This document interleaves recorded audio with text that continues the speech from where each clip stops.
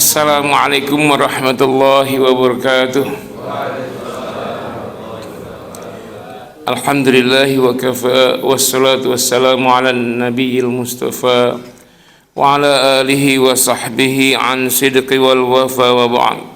Faqad qala Allah ta'ala fi kitabillah, a'udzu billahi minasyaitonir rajim, innama yataqabbalu Allahu minal muttaqin. Wa qala ta'ala lan yanalallaha luhumuha wala dima'uha walakin yanaluhu taqwa minkum. Wa qala ta'ala inna a'tainakal kautsar fasalli rabbika wanhar inna syani'aka huwal abtar. Sadaqallahul azim. Allahumma arhamna bil Qur'an. Para alim ulama yang saya hormati, Ustaz Abdul Halim yang saya muliakan, para pengurus yayasan dan DKM, serta jemaah salat subuh Bapak Ibu yang saya cintai karena Allah. Alhamdulillah kita bersyukur kepada Allah, hari ini kita masih diberi kesempatan hidup. Nikmat Allah yang diberikan kepada kita sampai Zulqa'dah 1447 Hijriah. Salam dan salam semoga terlimpah tercurah buat kekasih Allah, baginda tercinta Nabi Muhammad sallallahu alaihi wasallam yang telah berkorban segala-galanya untuk membela umatnya dan mensyiarkan agama Allah Subhanahu wa taala. Jemaah rahimakumullah, kita masih teringat bahwa 1,5 bulan yang lalu kita beribadah di bulan Ramadan dengan berpuasa dan rangkaian ibadah lainnya, supaya kita diantaranya la'allakum tattaqun, agar kalian menjadi orang yang bertakwa. Namun jangan salah dipahami bahwa dalam Islam seluruh ibadah tujuannya memang untuk menjadi orang bertakwa. Sebentar lagi kita akan menghadapi ibadah kurban dan haji. Sama saja, haji juga untuk menjadi orang yang bertakwa. Wa tazawwadu fa inna khairaz zadi taqwa. Berbekallah karena bekal yang terbaik adalah takwa. Terkait kurban kata Allah, innama yataqabbalullahu minal muttaqin, sesungguhnya Allah hanya menerima kurban dari orang-orang yang bertakwa.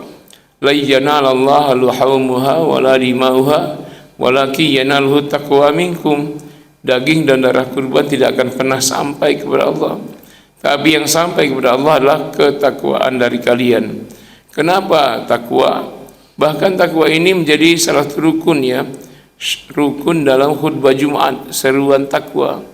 Apapun yang disampaikan oleh khotib, materi keagamaan apapun terkait sholat, haji, nanti pasti harus menyampaikan pesan takwa. Kenapa? Karena takwa ini adalah a'lad darajat, kedudukan yang tertinggi. Ingat ketika Allah menjelaskan surga dan segala keindahannya, maka seringkali Allah menutup dengan kalimat bahwa surga itu u'iddat lil muttaqin, surga itu untuk orang yang bertakwa. Innalil muttaqina mafaza, sesungguhnya hanya untuk orang bertakwa, mafaza, tempat atau waktu kemenangan. Itu mafaza maksudnya al-jannah, tempat kemenangan, ya surga. Nah, jadi harus pahami itu, bahwa takwa adalah tujuan dari segalanya. Artinya ini tiket, ya, syarat, syartun wa tazkiratun liduhul jannah. Jadi tiket dan syarat untuk masuk surga. La yadkhuluha illal muttaqun, tidak akan masuk surga kecuali orang-orang yang bertakwa. Nah, untuk meraih takwa itu tidak gampang, harus melewati berbagai ujian, ya, kepedihan. Sebagaimana Rasulullah SAW itu sejarahnya selalu mendapat ujian, tidak pernah lewat dari ujian. Paling beratlah ujian Rasulullah dibanding kita. Kalau kita paling, ya, ujiannya mungkin penyakit atau kemiskinan atau meninggal salah satu yang dicintai, tapi tidak seperti Rasul yang dahsyat sekali ujiannya. Jadi Nabi itu sudah yatim sejak dalam kandungan, Pak. Usia 4 bulan sudah yatim di kandungan. Ketika lahir jelas yatim, langsung berpisah dengan ibu kandung. Nabi pertama lahir langsung beralih ke tangan ibu susuan, Suaibah namanya. Setelah itu pindah tangan lagi ke Halimatus Sa'diyah. Jadi enggak bersama ibu kandung kayak kita. Masih baik kita bersama ibu kandung. Nabi sudah berpisah dengan ibu kandung. Ayah sudah tiada. Nah, kemudian 5 tahun usia beliau ketika dalam pengasuhan Halimatus Sa'diyah sedang bermain-main bersama anak-anak Halimah, ya Rasul diculik orang, dibunuh, dibedah badannya, disaksikan oleh anak-anak Halimah. Kemudian mereka berlari kepada ibunda, wahai ibunda, Muhammad diculik orang dan dibunuh orang. Paniklah Halimatus Sa'diyah, kemudian pergi ke TKP. Tapi yang didapat Nabi Muhammad kecil, sehat walafiat, tanpa sedikit pun kekurangan apapun. Tapi menjadi trauma bagi ibu Halimah. Maka dengan sangat terpaksa dan ketakutan beliau mengembalikan Muhammad kecil kepada ibu kandungnya. Itulah pertemuan pertama setelah lahir, setelah 5 tahun berpisah dengan ibu kandung. Nah, pertemuan pertama itu dilanjutkan dengan ziarah ke makam ayahnya. Ternyata ziarah beliau itu hanya mengantarkan ibu kandungnya untuk berjumpa ayah kandungnya. Jadi sudah yatim piatu. Ketika pulang ziarah sudah yatim piatu. Kemudian pengasuhan beralih kepada kakeknya. Ini kan ujian. Nah, kakek yang paling sayang, lagi sayang-sayangnya dipanggil pula. Belum genap 2 tahun, dapat 22 bulan lah bersama kakek. Nah, kemudian berpindah pengasuhan kepada paman Nabi. Unik ini, paman Nabi itu kaya-kaya semua. Ya, satu-satunya yang miskin adalah Abu Thalib. Justru yang mengasuh Nabi adalah paman yang paling miskin. Ya, anaknya banyak. Yang kaya-kaya tidak ngasuh. Ya, jadi karena kekurangan secara ekonomi, Nabi pun ikut membantu kehidupan rumah tangga menjadi pengembala. Ngarit Nabi Pak, ngarit untuk domba, untuk kambing, ngasih makan kambing, memerah susu. Setelah bertambah sedikit usia, ikut menjadi pedagang, magang bersama pamannya. Ya, bersama diajari entrepreneur, bagaimana jadi pengusaha.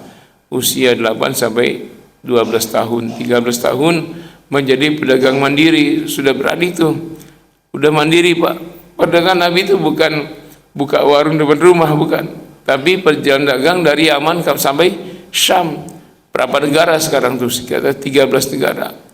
Jadi Nabi itu menjadi pedagang internasional sejak usia 13 tahun.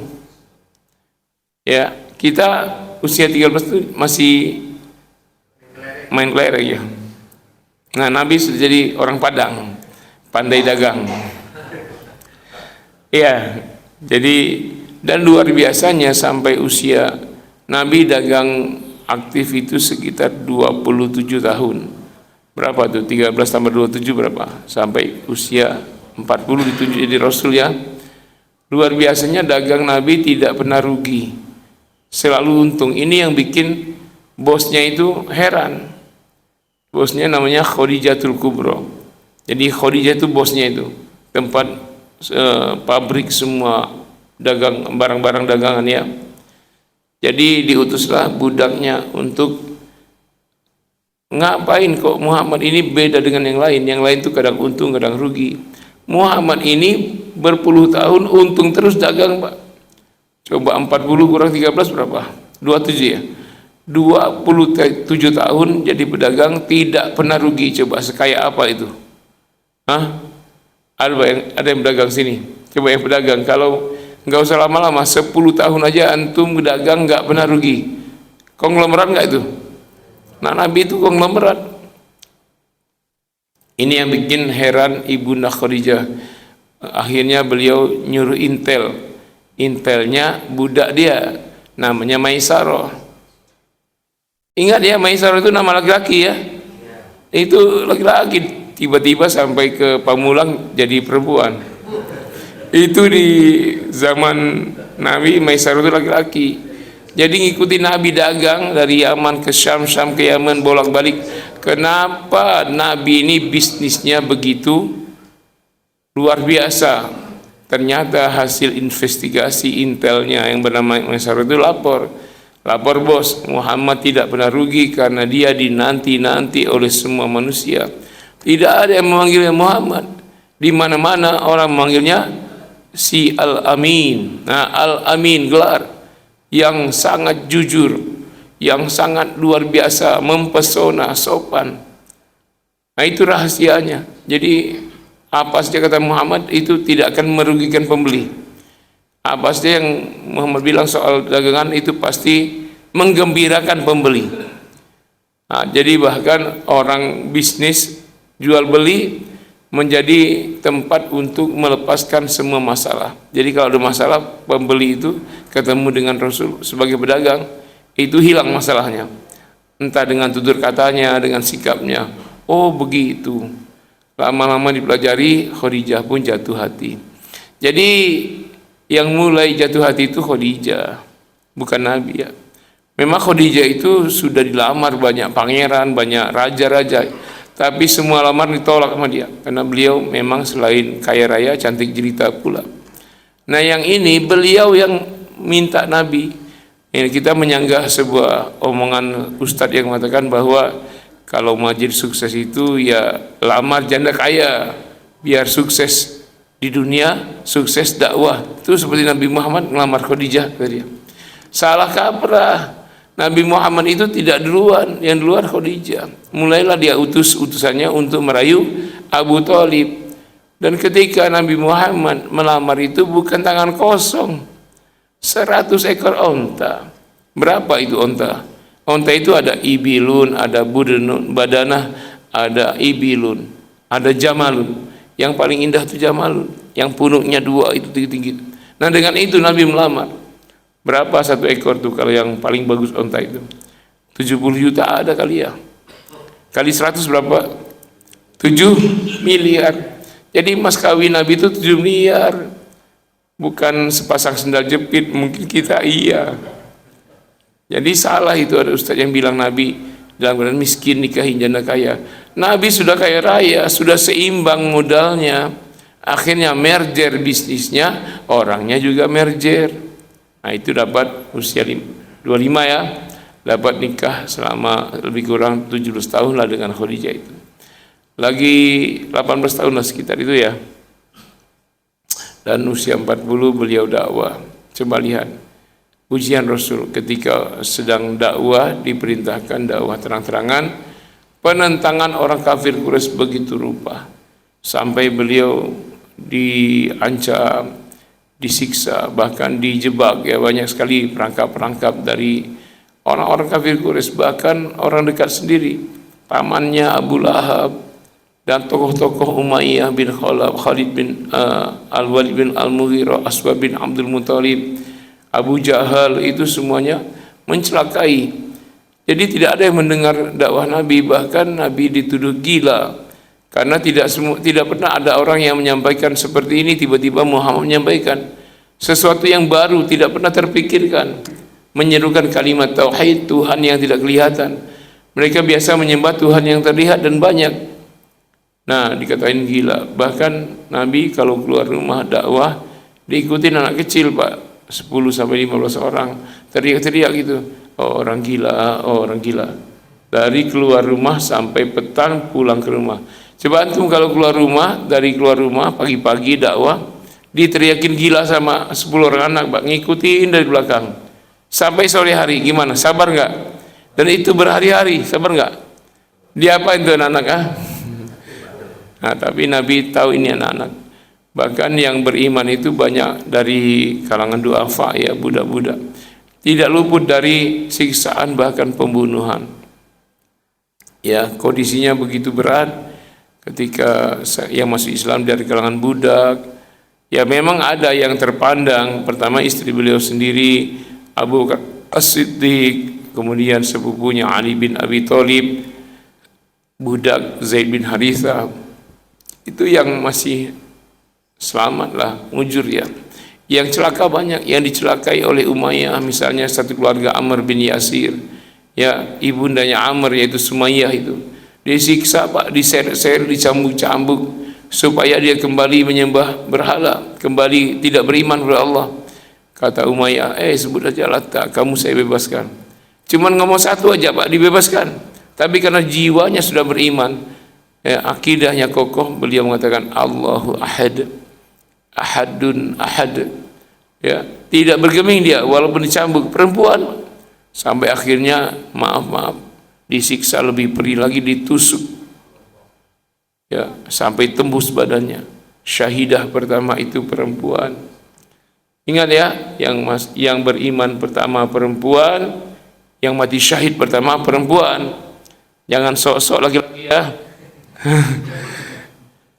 Tak lupa lagi siapa? Yasir, suaminya Yasir disiksa, dicambuk, ya, itu disaksikan oleh Ammar. Kemudian ibunya atau istrinya sudah meninggal. Nah itu Yasir dicambuk-cambuk, disuruh cuman mengucap lakta agar dia bebas dari penyiksaan. Dia pun berkata ahadun ahad, Allahu ahad. Lalu ditarik kedua tangannya, diikat tali, Pak, tangan kanan, kaki kanan ditarik oleh kuda ke kanan, tangan kiri, kaki kiri diikat tali, ditarik oleh kuda ke kiri. Akhirnya terbelah badannya, Pak. Syahid lagi.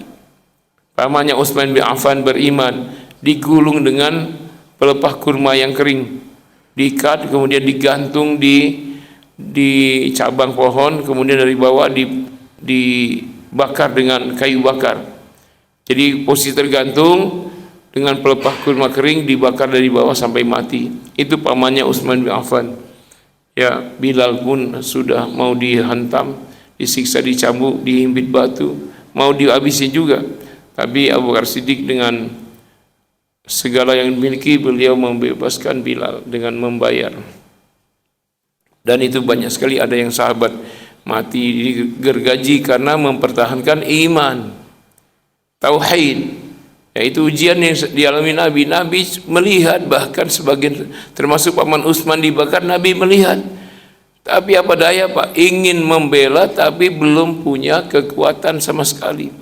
Begitu tersiksanya Nabi, dalam kondisi yang bersamaan beliau juga disiksa, ya, diperangkap, dilempar, setiap lewat simpang dilempar, lalu yang lempar lari, lempar batu, lempar tulang kering, kayu, patahan kayu, kadang kena pelipis. Tidak jarang Nabi, ya, pulang dari dakwah itu dalam kondisi wajah berdarah-darah.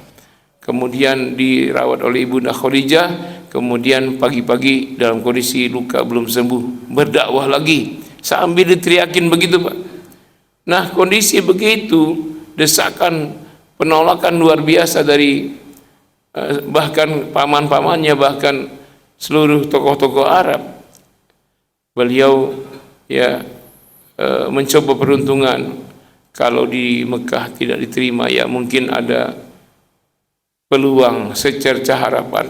Terlihatlah cahaya itu ada di Taif. Orang Taif itu ramah-ramah, yang memuliakan tamu.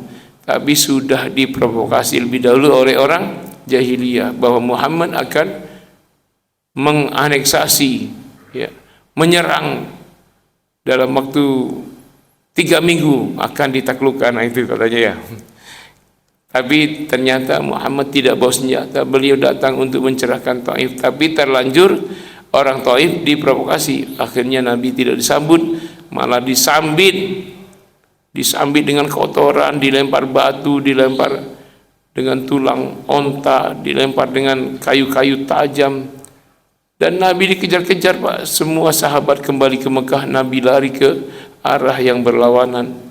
Dan semua sekampung ngejar Nabi. Sahabat bebas karena yang menjadi sasaran tembak Nabi. Sahabat pulang dengan selamat. Nabi berhasil lolos. Dalam keadaan luka parah, beliau masih bisa lolos dari kejaran orang sekampung. Nah, antum kalau kejar orang sekampung bisa lolos nggak? Apalagi saya, jalan aja susah. Tapi Nabi lolos, Pak. Tapi begitu pedihnya penolakan demi penolakan. Di saat itu, Pak, 2 benteng beliau, tameng hidup beliau, yaitu pertama paman beliau Abu Thalib meninggal. Nah, semakin gencar orang kafir, langsung merencanakan pembunuhan Nabi secara bersamaan dengan utusan pembunuh bayaran setiap suku. Lebih dari 14 jawara. Bukan menebas leher, bukan, mencincang-cincang Nabi tujuannya. Itulah, di saat tidak terlalu lama meninggal pula istri beliau. Nah, kemudian berturut-turut anak beliau, ya, anak beliau itu 7, Pak, dari Khadijah. ada Fatimah, Ruqayyah, Ummi Kulsum, Zainab, ada Abdullah, Qasim dan Ibrahim. Berturut-turut meninggal satu persatu, Pak. Enggak lama, ya 3 bulan meninggal, belum hilang duka, meninggal yang kedua, meninggal yang ketiga, meninggal sampai 6 orang berturut-turut. Coba antum gimana? Kalau anak meninggal 3 bulan masih sedih enggak? Nah, dalam kondisi itu meninggal yang berikutnya, meninggal lagi yang berikutnya. Coba bayangkan, sementara orang kafir begitu pendendamnya, Nabi pun mau dibunuh, tapi mereka ya bersenang ketika anak Nabi meninggal. Terakhir anak Nabi di pangkuan, Pak, namanya Ibrahim, demam lagi di pangku Nabi, meninggal pula. Maka saat itulah yang Nabi itu sampai mengeluarkan air mata. Dan Nabi tidak meratap ya, tapi Nabi sempat berujar dengan syair ketika Ibrahim meninggal, ya innal qalba la yahzan wa innal aina la tadma' wa la aqulu ma la yurdi anni rabbi. Ya, sesungguhnya hati telah hancur remuk dan sesungguhnya air mata sudah tak terbendung, dan aku tidak akan pernah berkata sesuatu pun yang Tuhanku tidak ridho. Wahai Ibrahim, engkau telah berjumpa dengan penciptamu, kami yang ditinggal semua berduka. Saat itu orang kafir mengejek Nabi, mereka berpesta-pesta, mereka motong kurban, motong onta, merayakan kematian semua anak Nabi kecuali Fatimah yang masih hidup. Jadi di saat Nabi sangat bersedih, orang kafir berpesta pora sambil menghina, mengejek Nabi, Muhammadun batrun ba'taro, terputus Muhammad, terputus keturunannya, terputus nikmat kepadanya. Betapa sedihnya Nabi. Coba yang mengatakan Muhammad Batr itu diantaranya paman beliau sendiri, kerabat beliau, yang mestinya ini kan cucu mereka, ponakan mereka, Ibrahim, semua Nabi itu.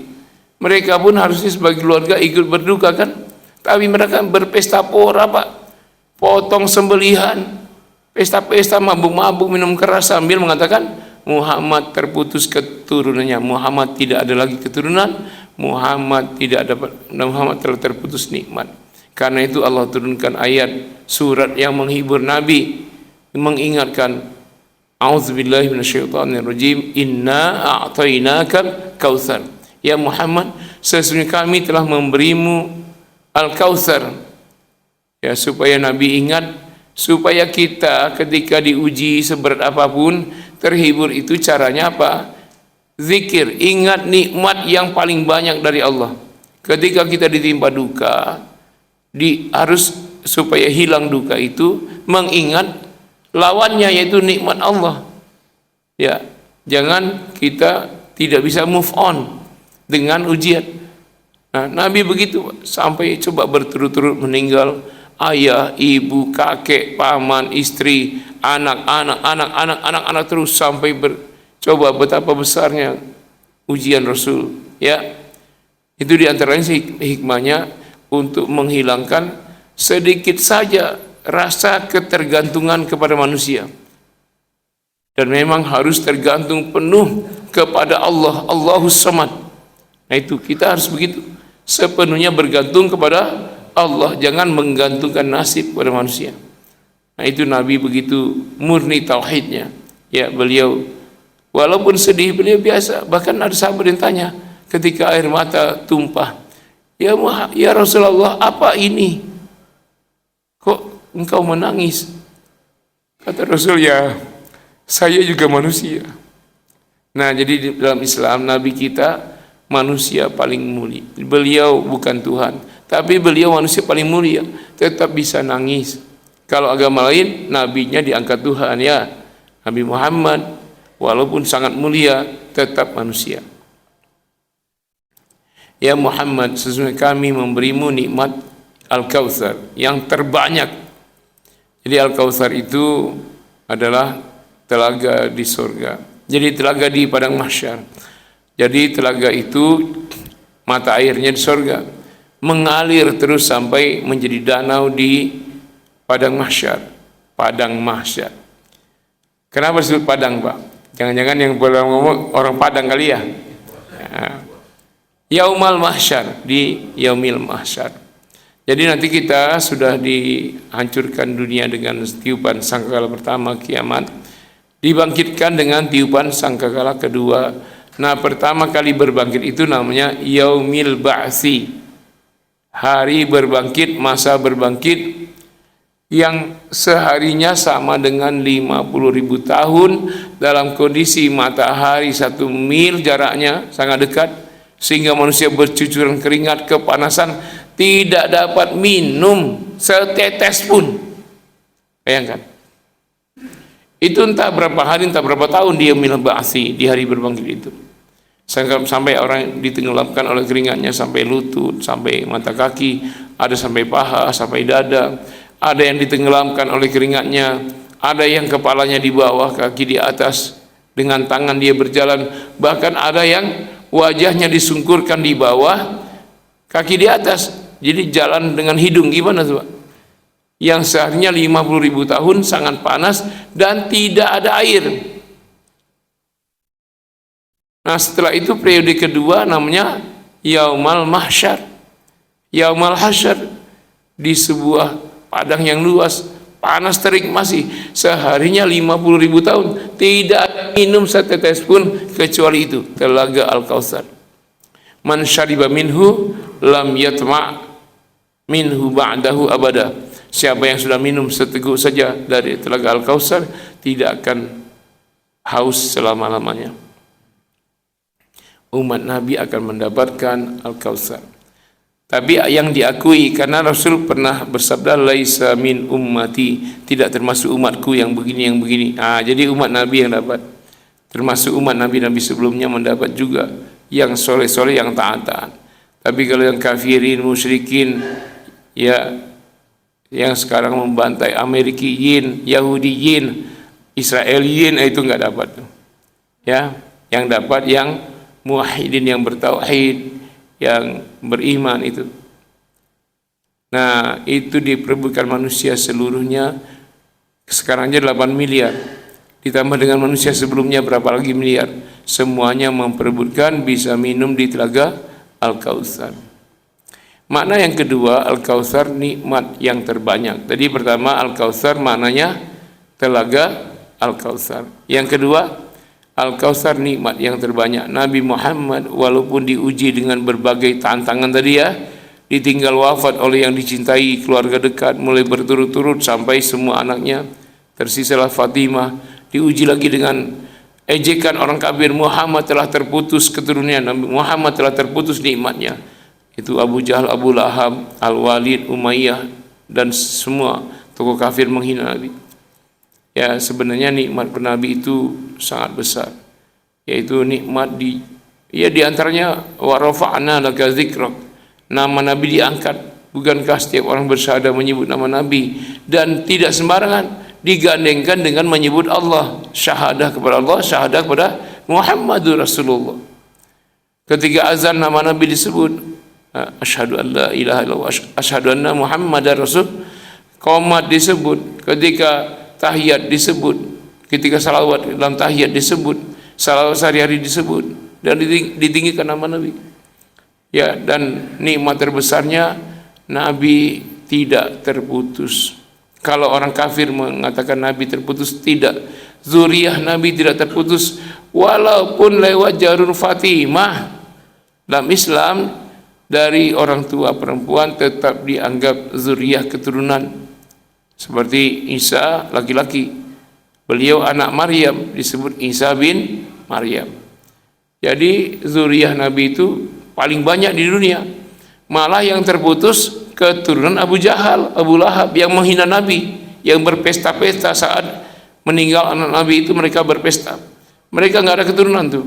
Terakhir tuh anak Abu Lahab, Ikrimah, ya itu Muslim, itu sahabat Nabi. Tapi setelah itu tidak ada. Coba ketemu orang Arab, tanya, kamu keturunan siapa? Abu Lahab. Nggak mungkin dia ngaku, karena nggak ada. Yang terputus keturunan mereka Abu Jahal, Abu Lahab, dan semua. keturunan Nabi malah berkembang pesat. Ya walaupun dari Hasan Husain tapi banyak itu. Dari Husain, dari Hasan. Nah, sampai ke sekarang banyak klannya itu ada Syihab, ada Al-Munawwar, Asgab, Al-Atos, Sumaid, Al-Idrus, banyak ya segala macam. Itu keturunan Nabi itu paling banyak.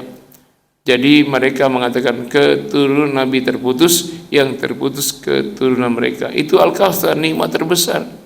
Nggak ada yang memiliki keturunan terbanyak kecuali Nabi Muhammad. Atau yang paling banyak ya keturunan Nabi Adam yang paling banyak ya. Semuanya. Tapi di antara orang-orang jahiliyah dulu tidak ada, sampai setelahnya tidak ada kecuali Nabi Muhammad yang masih hidup sampai sekarang. Ratusan juta di seluruh dunia itu. Nah, itu Al-Kautsar yang kedua. Kemudian Al-Kautsar yang ketiga, beliau ditunjuk sebagai Rasul itu pun Al-Kautsar, nikmat terbanyak, terbesar. Nah, tapi syariat kita khitabun lin nabi, khitabun li ummatihi. Jadi pesan untuk Nabi itu adalah pesan untuk semua umat juga. Jadi selain Nabi, kita umatnya juga mendapat Al-Kautsar, nikmat terbanyak. Apa saja? Yang pertama, nikmat diutusnya Nabi Muhammad kepada kita, itu nikmat terbesar itu. Kalau kita tidak bersalawat, bersalam kepada beliau, tidak bersyukur, kita bisa mengenal iman. Iman ini nikmat terbesar, Islam ini nikmat terbesar, tapi tidak akan bisa tanpa wasilah baginda Nabi Muhammad. Jadi diutusnya Rasul kepada kita itu nikmat terbesar. Itu yang pertama. Yang kedua, semua nikmat Allah itu Al-Kautsar, nikmat terbesar. Antum dari lahir sampai sekarang ngirup oksigen, bisa antum bikin sendiri oksigen. Ada sekarang, Pak, kenapa nggak ngaji tadi subuh? Saya lagi sibuk bikin oksigen untuk sebulan akan datang. Nggak ada, Pak. Kita tinggal hirup saja. Udah berapa kita hirup oksigen segar, kita buang racun CO2. CO2 kita itu nanti diolah lagi. Allah kembali yang membuat daur ulang menjadi oksigen lagi, bersih lagi, kita hidup lagi. Air minum, air jernih begini, coba kerja kita ya, kita minum bersih, nanti kita buang sudah kotor. Kita minum bening, kita buang sudah kuning. Kita bikin cuci mobil, motor, perkakas, alat untuk ngepel kebersihan, kita ngotorin, nanti air ini mengalir sampai ke laut jadi awan. Kemudian awan dihembus ke daratan. Allah turunkan lagi air jadi apa? Kuning apa bening? Bening lagi. Jadi kita hanya ngotorin. Allah yang memberi nikmat. Dan ini tidak bisa dihitung, Al-Kautsar. Termasuk yang ada dalam diri kita. Antum merasakan saja nikmat tangan. Coba saya sendiri nikmat, saya coba dulu normal. Sekarang sudah susah. Ya, duduk, ya sholatnya duduk. Jalan agak dijaga keseimbangan. Ya selama ini bisa jalan normal, main bola biasa. Tapi sekarang udah bisa. Satu aja nikmat sudah membuat kita parah. Dan tidak bisa dihitung saking banyak dan dahsyatnya. Termasuk antum kita semua diberi otak, jantung dan lain. Itu nikmat Allah. Coba dimaterikan berapa? Kalau otak mau dijual berapa? 5 triliun. Ada yang menjual otaknya 5 triliun. Untuk apa 5 triliun kalau nggak punya otak? Jantung. Ada yang mau jual 8 triliun. Untuk apa 8 triliun kalau nggak punya jantung? Nah itu sifatnya Al-Kautsar, tidak bisa dihitung. Tapi semua nikmat itu kata Allah, a'to, inna a'toina. A'to itu memberi sesuatu yang ringan, sesuatu yang sepele, sesuatu yang kecil, dikit. Padahal sangat banyak. Gimana itu ayat? Inna a'toina, kami memberi yang kecil, Al-Kautsar, tapi tak terhingga bagimu. Apa tuh? Iya, kecil bagi Allah karena Maha Dermawan, sangat besar bagi manusia. Perbandingannya seperti setetes air di lautan. Jadi nikmat setetes itu yang sudah Allah berikan, yang sedang Allah berikan, yang akan Allah berikan di dunia ini, Pak. Itu setetes. Diperebutkan sekarang oleh 8 miliar manusia, termasuk diperebutkan oleh Amerika, Yahudi dan Iran. Sekarang itu yang setetesnya, Pak. Bayangkan yang selautannya, itu akan Allah berikan lagi nanti di akhirat. Tapi bagi yang mensyukuri nikmat tersebut. Caranya gimana? Fasholli li rabbika wanhar. Itu ayat kedua. Maka sholatlah dan berkurbanlah. Maksudnya bukan Nabi belum sholat, Nabi sudah sholat. Tingkatkan terus, pertahankan istiqomah sholat. Bahkan Nabi kalau sholat sampai bengkak kaki beliau karena lamanya berdiri. Coba sholat malam Nabi 1 rakaatnya Pak, itu 2 surat, tapi bukan kulhu sama Inna atau Inna kayak kita. 2 surat 1 rakaat, Al-Baqarah dengan Ali Imran atau Al-Baqarah dengan An-Nisa. Nanti rakaat kedua setara itu lagi, dan itu Nabi kerjakan bisa 11 rakaat, 13 rakaat, dan bisa 23, bisa 39. Itu tiap hari. Sholat malam Nabi itu tiap hari. Nah, kita tadi berapa jam sholat malam kita? Ya paling dapatnya berapa itu? Juz 30 aja nggak kelar. Ya Rasul begitu, ya. Nah, sholat. Tapi ini bukan hanya sholat, maksudnya mensyukuri nikmat itu dengan sholat itu. Sholat itu simbol ibadah terkait hablum minallah, dan itu ibadah tertinggi sholat. Artinya semua terkait hablum minallah kualitasnya dijaga. Zikir, berdoa, khauf, roja, taubat, istighfar itu kepada Allah. Wanhar dan berkurbanlah, menyembelih hewan kurban. Kenapa kurban? Kurban itu ibadah tertinggi terkait hablum minan nas. Maksudnya kalau berhubungan dengan manusia, ibadah kita apa saja itu utamakan kurban Pak, termasuk korban perasaan.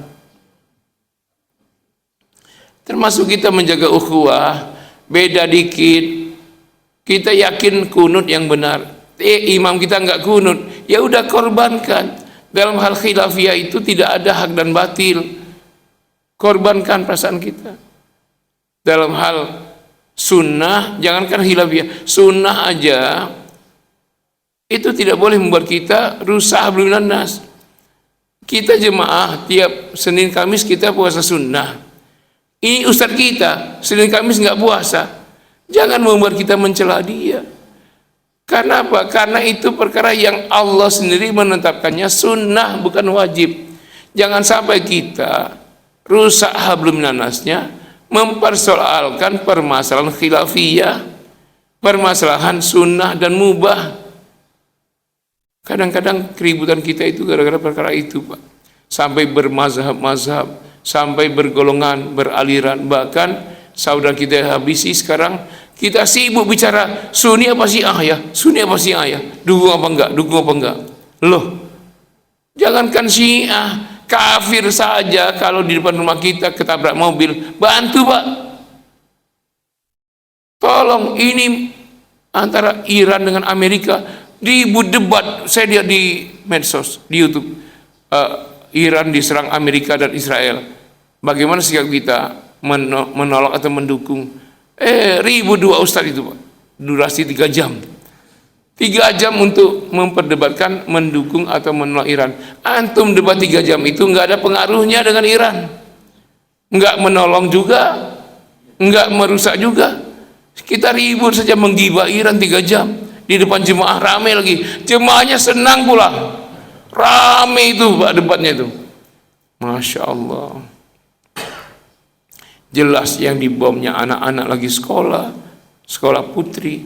Masa masih ada yang mengharapkan Amerika menghabisi Iran? Itu ustadz gila apa gimana otaknya? Gimana coba? Masa berharap Iran dihabisi oleh Israel? Lah ini gimana? Karena dendam 1300 tahun yang lalu di zaman Khalifah Ali dan Utsman serta perperangan dengan Muawiyah. Itu kan peristiwa awal mula munculnya Khawarij Syiah dan Ngaku Sunni itu 1300 tahun yang lalu. Memang terjadi pertumpahan darah. Tapi apakah dendam kita akan terus dari 1300 tahun sampai sekarang? Sementara Belanda saja sudah kita maafkan, 350 tahun dia bantai nenek moyang kita Pak. Dia ambil kekayaan kita, Romusa, nenek moyang kita dipaksa bekerja tanpa dikasih makan, rodi dan segala macam. Kita maafin, bahkan orang Belanda jadi pelatih kita. PSSI siapa tuh? Clifford, Patrick Clifford. Dan pemain naturalisasi Indonesia banyak dari Belanda. Kok kita bisa rukun dengan Belanda? Sementara peristiwa yang Karbala 1200-300 tahun yang lalu kita dendam sampai sekarang. Jadi untuk menolong mereka kita bilang Sunni Syiah. Gimana otaknya itu? Iya betul, dulu dibantai, betul dulu 1300 tahun yang lalu. Apa dendam itu sampai sekarang? Sementara kita sudah memaafkan orang musyrik Belanda, orang musyrik Jepang, penyembah matahari kita maafin. Iran itu masih menyembah Allah walaupun ada kesesatan, penyimpangan. Tapi kan orang Sunni juga banyak yang nyimpang kan? Ada nggak orang Sunni yang mabuk-mabukan? Ada nggak yang nggak sholat? Ada kan? Nah, apa kita marah, kita mau bunuh itu yang nggak sholat?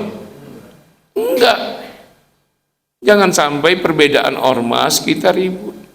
Makanya disebut wanhar, berkurbanlah, karena kurban itu ibadah tertinggi terkait hablum minan nas. Korbankan perasaanmu. Kalau kita khilafiyah di masjid tersebut meyakini azan Jumat 2 kali, kita kian 1 kali, sudah kian kita ini kita korbankan. Kita tak dengan berkorban itu tidak menjadikan kita seperti mereka. Ketika kita korbankan diri untuk membela Iran, tidak akan menjadikan kita Syiah, tidak akan. Seperti ini misalnya umpama Xi Jinping itu kan komunis, membela Palestina misalnya, kita mendukung Xi Jinping Cina, apakah menyebabkan kita menjadi komunis? Tidak, karena dia bantu Gaza, kita dukung dia, bukan kita menjadi komunis. Nah, itulah disebut wanhar, berkurbanlah, korbankan khilafiyah. Kita ini ribut bid'ahkan orang, sesatkan orang menyimpang, perkara khilafiyah yang sudah tuntas itu bukan masalah baru, Pak. Itu sudah lama, sudah kelar semua dengan segala dalilnya oleh para ulama mazhab. Kita saja yang baru tahu. Itu udah lama dalil mereka itu, masing-masing ada dalilnya itu. Termasuk ya perkara Maulid, Isra Mi'raj. Masa kita ini ribut membid'ahkan orang, perkara ringan. Dalam sejarah Nabi yang bid'ah itu perkara berat, Pak. Misalnya Nabi bilang bid'ah terhadap jemaah haji yang memulai ihram dengan melepaskan semua pakaian. Ah, itu bid'ah tuh, cara jahiliyah. Tapi ajaran Islam memulai ihram dengan memakai pakaian. Berat nggak masalahnya? Telanjang, Pak. Masa tawaf telanjang? Ah, itu bid'ah itu. Berat nggak perkaranya?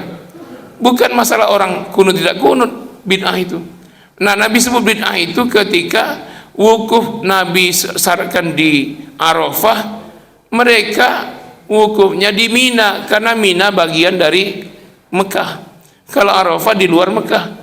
Padahal Nabi katakan wukuf itu di Arafah. Siapa yang wukuf di Mina itu bid'ah. Berat nggak perkaranya? Berat. Jadi bid'ah itu perkara berat.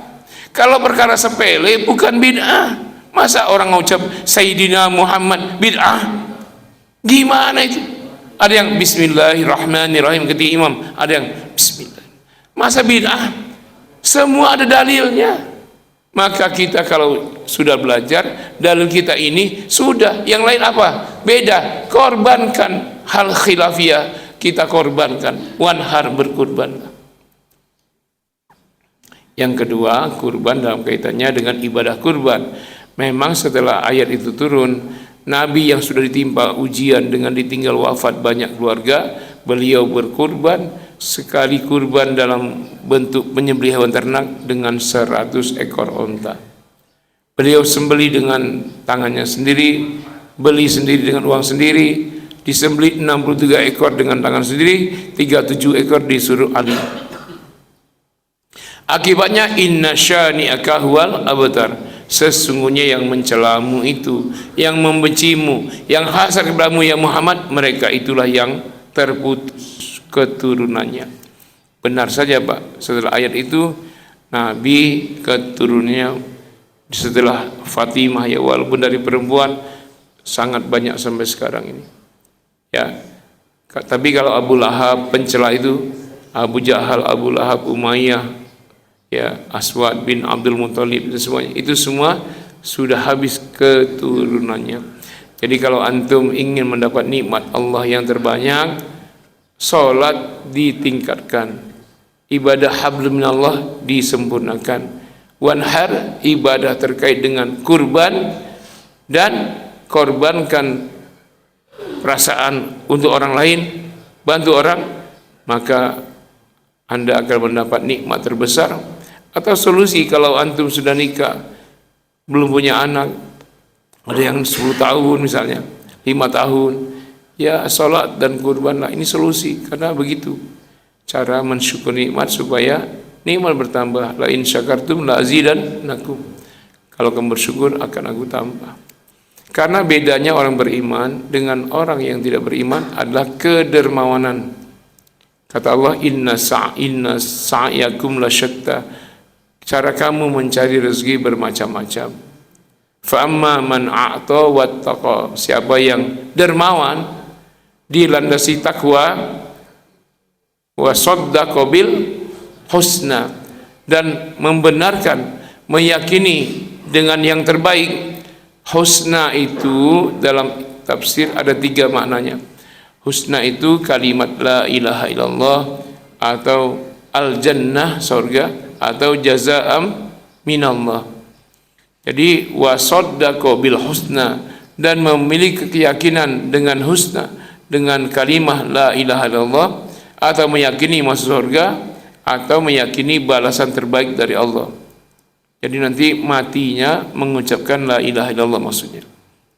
Nah, siapa itu yang dermawan? Man a'ta, yang dermawan, wattaqa, landasannya takwa. Akibatnya fasanu yassiruhu lil yusra, kami mudahkan mereka untuk mendapat kemudahan. Apa? Ya, kemudahan mati mengucap la ilaha illallah, mudah masuk surga, hisabnya ringan, kemudian mudah mendapat balasan dari Allah. Sebaliknya, wa amma man bakhila wastaghna, adapun mereka yang bakhil, pelit, dan merasa serba cukup, wa kadzdzaba bil husna, dan mendustakan yang terbaik. Apa itu, Pak? Mendustakan la ilaha illallah, mendustakan surga, mendustakan balasan dari Allah. Kalau saya beri ini enggak ada balasannya, maka apalagi wa kadzdzaba bil husna fasanu yassiruhu lil usra, kami mudahkan dia mendapat kesulitan, mudah dapat musibah, mudah celaka, sulit dan tidak bisa mengucapkan la ilaha illallah ketika meninggal, dan sulit ke surga, serta tidak akan mendapat balasan Allah. Itu orang yang bakhil. Nah, ciri orang yang dermawan, orang muslim dermawan dan berkurban. Ya, sebentar lagi ibadah kurban nih. Sudah berapa ekor nih kurban sekarang? Udah berapa nih, Pak? Sapi 4. Nabi kurbannya 100 ekor onta, Pak. Katanya umat Nabi. Yakinlah ya, yakin. Jadi orang dermawan itu terkait kurban, sedekah dan lain-lain. Orang dermawan itu akan dibuat oleh Allah kaya raya, tapi di akhirat hisabnya fakir. Orang dermawan itu kaya raya di dunia, hidupnya senang karena dia dermawan. Nanti di akhirat hisabnya hisab orang fakir. Gimana hisab orang fakir? Mudah, gampang. Kalau orang pelit, di dunianya miskin, sengsara, di akhiratnya hisab orang kaya. Sengsara di dunia tapi hisabnya orang kaya. Gimana hisab orang kaya? Lama, susah. Nah, itu orang pelit. Nah, karena itu ciri khas orang yang mendapat surga dan kemudahan ketika wafatnya, sakaratul mautnya, ngucapin la ilaha illallah, ciri khasnya a'ta wattaqo, dermawan dan bertakwa. Ya, itu. Jadi ini kurban sudah dekat, ciri khas a'ta wattaqo, dia berkurban setiap tahun. Maka orang yang berkurban, jangan kurban, sedekah di bawah kurban itu ya infak, sedekah. Itu saja pasti akan bertambah. La in syakartum la azidannakum, pasti bertambah kalau kamu dermawan. Ya kan? Mana qasad shadaqatun min malin, sedekah tidak akan pernah mengurangi harta, kata Rasul. Ya, nah, karena itu kurbanlah Pak, sebentar lagi ibadah kurban. Tanggal berapa ini kurban? 20? Masih lama. Jangan berkata begitu Pak. Jadi gini, niat saja itu satu pahala. Tapi niat yang sudah ada action, itu pahalanya sama dengan amal. Gimana pahala amal? Kalau niat diamalkan, pahalanya kata Nabi 10 sampai 700 kali lipat sampai tak terhingga. Tapi kalau niat batal dilaksanakan, dapat pahala 1. Tapi kalau niat sudah ada action, maka pahalanya sudah sejak niat itu semakin banyak pahalanya. Paham nggak maksudnya? Antum mau haji nih, niat mau haji, dapat pahala 1. Tapi baru di hati. Tapi kalau antum sudah daftar dengan uang, bukan hutang ya, daftar porsi haji, berangkat 30 tahun lagi, maka antum dapat pahala haji 30 kali 30 tahun. Jadi beruntung kita yang miskin-miskin. Yang kaya ini kan dia pakai haji plus, bayar 400 juta langsung berangkat, dia cuma dapat pahala setahun, ya enggak? Tapi yang ngantri 30 tahun pahala haji tiap tahun. Karena apa? Niatnya sudah ada awalan, yaitu mendaftar. Nah sama dengan kurban. Antum nanti kan kurban, mendingan antum daftar sekarang, pahalanya udah ngalir pahala kurban dari sekarang. Kalau antum baru daftar kurban H-7, pahalanya sejak H-7 pahala kurban. Sedangkan dari sekarang cuma dapat pahala niat. Tapi kalau antum sudah daftar, DP kasih panitia, ini saya kurban dengan seekor sapi, ini uangnya saya lunasi nanti H-7. Nah kasih separuhnya sekarang. Pahala kurban sudah mengalir dari sekarang. Bukan pahala niat, pahala kurban udah benar-benar. Jadi niat itu pahalanya sama dengan amal ketika niat itu sudah ada awalan. Nah, daftarnya sekarang. Jangan nanti ya sedikit pahalanya. Kurban juga dapat pahala kurban sama. Tapi kalau mau mendapat kebaikan lebih, nah itu yang tabungan kurban itu banyak pahalanya tuh. Karena dia udah nyicil 200.000 sebulan, tapi setahun yang lalu dapat pahala kurban setahun Pak. Tapi itu tabungan. Kalau arisan tidak boleh.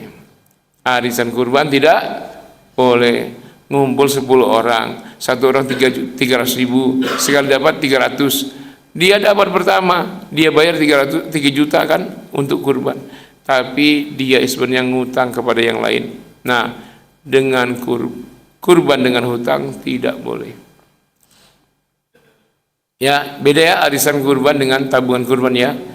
Arisan kurban itu kalau Anda penerima terakhir sudah lunas semua hutang, itu baru boleh. Kalau Anda penerima pertama, penerima pertengahan juga nggak boleh. Ya, karena masih terhutang. Barangkali ini sebagai bahan kita, ada waktu? Silakan kalau ada yang mau tanya. Ya.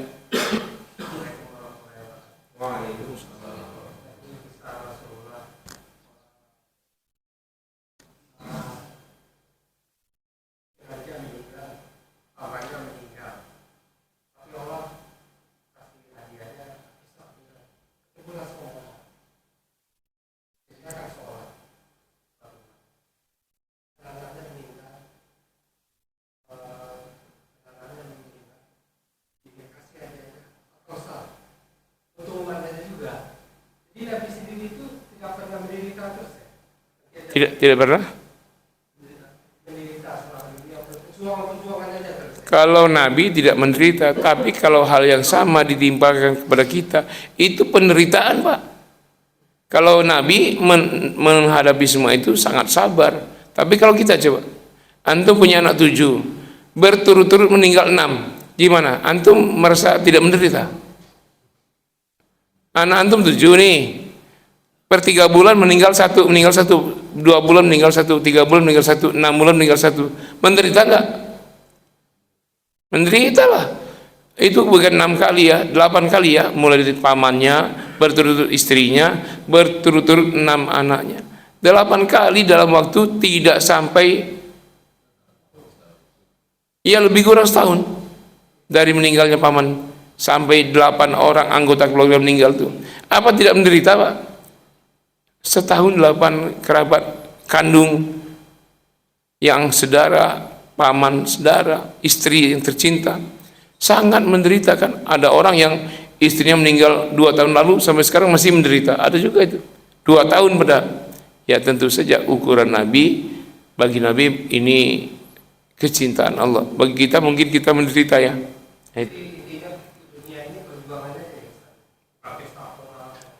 Iya, memang dunia ini tempat berjuang.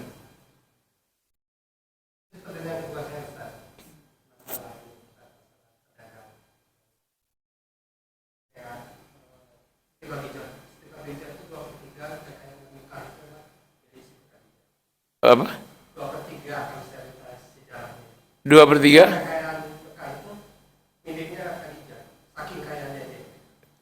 Khadijah itu di Madinah ya. Iya, pengusaha besar Madinah. Muhajirin tuh dari orang Mekah.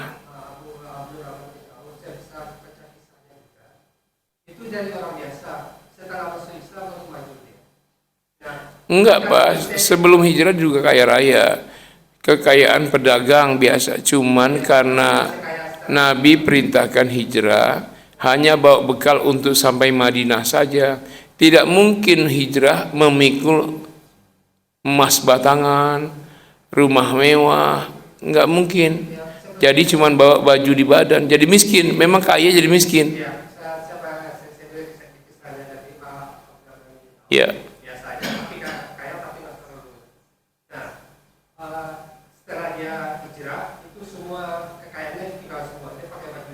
Iya semua, bukan hanya beliau, semua yang hijrah. Iya, iya. Kekayaannya dari ilmuwan Islam itu kalau dirupiahkan sekarang 72 ribu triliun. Jadi lebih dari Elon Musk. Elon Musk tahun 1600 ribu. Ini ilmuwan Islam. Jadi intinya Al-Quran itu apa rahasia mujizatnya? Kekayaannya luar biasa. Iya, itu nikmat Allah. Jadi memang bukan takdir Pak. Jadi kita itu ada wilayah yang kita bisa memilih. Pilihan kita itu nanti dipertanggungjawabkan pahala atau dosanya, hasil atau ruginya itu karena kita. Nah wilayah itu yang menjadi domain kita. Tapi wilayah takdir seperti musibah, gempa, diciptakan jadi laki-laki, ini bukan wilayah kita, itu takdir Allah. Tapi wilayah mau jadi pedagang atau mau jadi pengemis, itu wilayah kita. Nah beliau memilih itu ketika hijrah, kan habis hartanya nggak ada. Ketika itu Nabi persaudarakan dengan Ansor.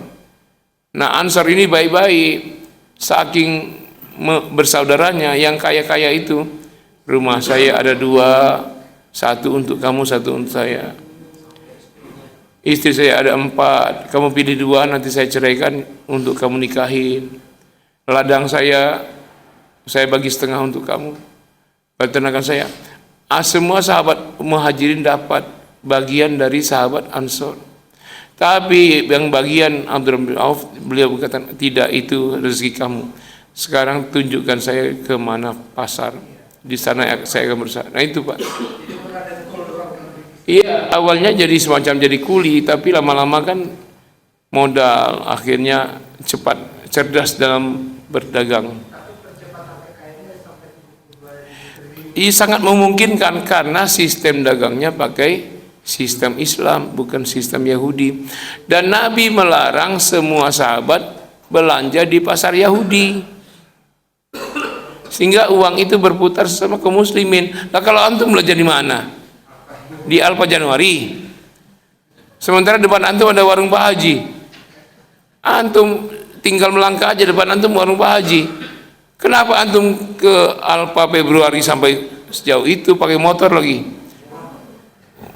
Murahnya 1.000, lebih murah, tapi parkir antum 2.000. Kalau mobil 5.000. Antum lebih, coba kasih saudara kita yang Pak Haji warung kecil itu, walaupun selisih 2.000 kan tidak buat antum kaya itu.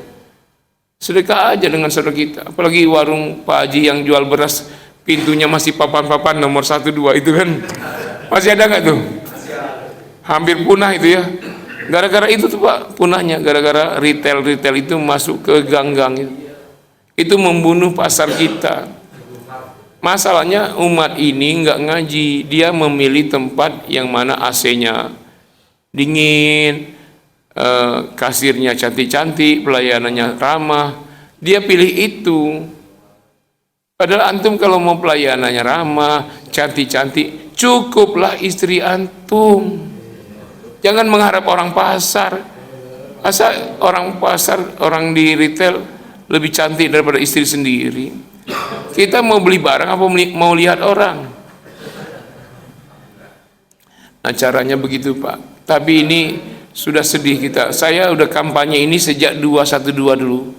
Kita kan setelah 212 kan bikin koperasi itu. Saya kan jadi pembicara di Al-Kautsar, tapi waktu itu peresmiannya di depan, dekat seberangnya, sedangnya Alfa Januari juga ya. Nah itu 212 itu. Saya kan yang ceramahnya itu. Saya ceramah bukan asal ceramah, saya penelitian Pak. Saya bikin makalah 15 halaman tuh tentang bagaimana bisnis Nabi di Madinah itu maju mengalahkan Yahudi. Lah itu diantaranya. Muslim itu tidak ada yang belanja di pasar Yahudi. Enggak ada, sahabat. Makanya kita kaya. Coba yang buat kaya mereka siapa coba? Bengkel-bengkel mereka maju siapa? Antum servisnya ke bengkel Cina. Cari Pak Haji yang punya bengkel, orang Muslim. Nah kita tangannya luar biasa, sampai kening kita hitam sujud di masjid. Tapi kita belanjakan uang kita kepada Yahudi, kepada pebisnis Cina.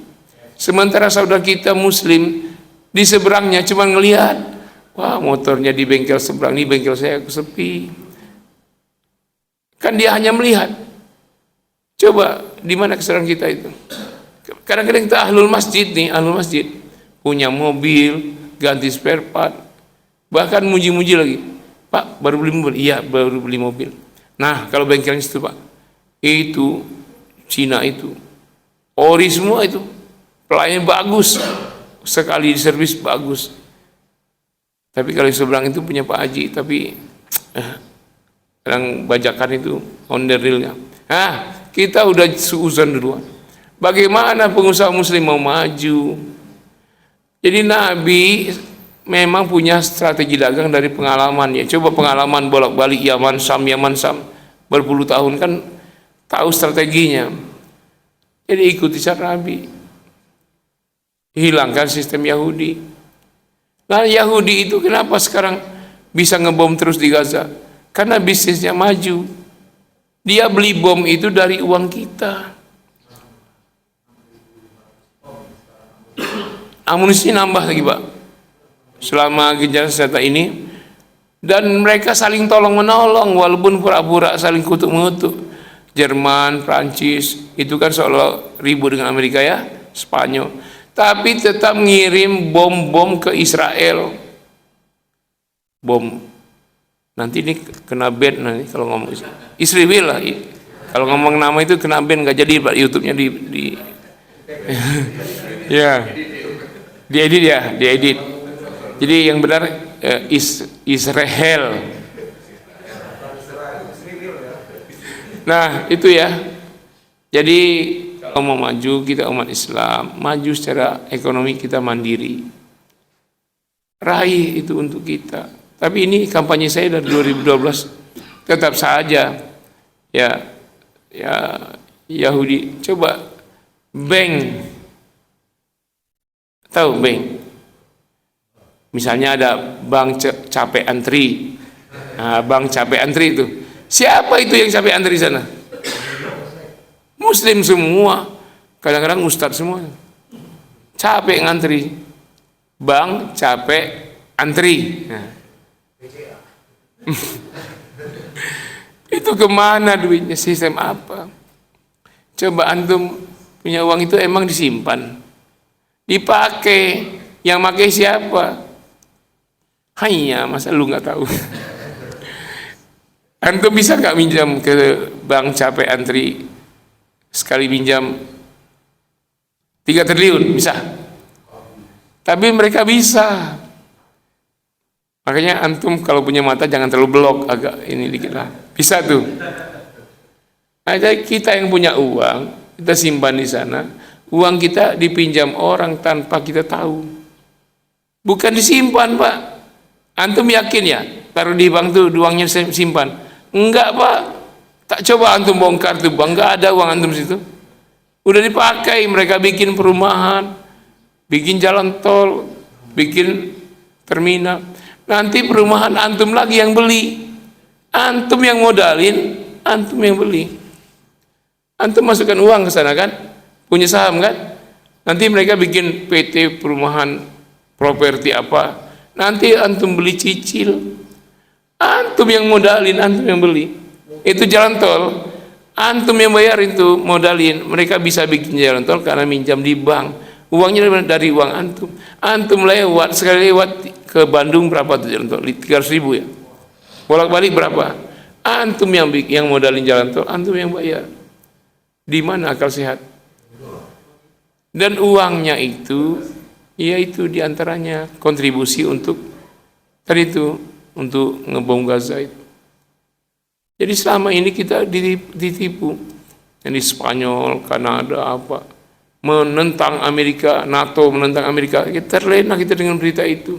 Iya, tapi mereka ngirim bom sebanyak-banyaknya ke apa tadi? Nah itulah, ya. Selama di bom itu Libanon, kok enggak Amerika baru nyerang Iran, katanya setengah rudalnya habis. Tapi yang satu ini nggak habis-habis, ngebom tiap hari, Pak. Banyak lagi, nggak habis-habis. Tapi Amerika habis separuh, tinggal separuh katanya rudalnya. Kan aneh kan? Kok yang satu ini nggak habis-habis? Itulah drama supaya bisa ngebom terus. Nah kita dalam perkara ini ribut Syiah Sunni, Syiah Sunni. Nah, mereka sudah meledakkan kepala anak kita muslimah, muslim. Sekolah anak kita diledakkan mereka. Lihat itu di Gaza, mereka tinggal di pengungsian. Sekarang tenda-tenda mereka diserang tikus hama. Habis anak bayi lagi tidur digigit tikus, berdarah-darah bangunnya. Nah kita masih ribut, dukung siapa enggak ya? Lah yang ngebom tiap hari itu mereka yang mulai perang itu. Mereka bantai. Dan itu Iran itu walaupun Syiah masih ada 30% Sunni di Iran itu. Dan masjid Sunni itu ada 17.000 di Iran. Dibiarkan berkembang selama ini. Jangan tertipu kita yang bilang Syiah itu mengutuk sahabat. Enggak, Pak. Ada undang-undang sejak 1981, siapa yang mengutuk sahabat atau istri Nabi ditangkap masuk penjara. Itu undang-undangnya. Yang mengutuk Nabi itu Syiah di London, bukan yang di Iran. Inggris. Ya, itu yang sering mengadu domba itu gitu. Jadi tidak sama lah, kayak kita misalnya.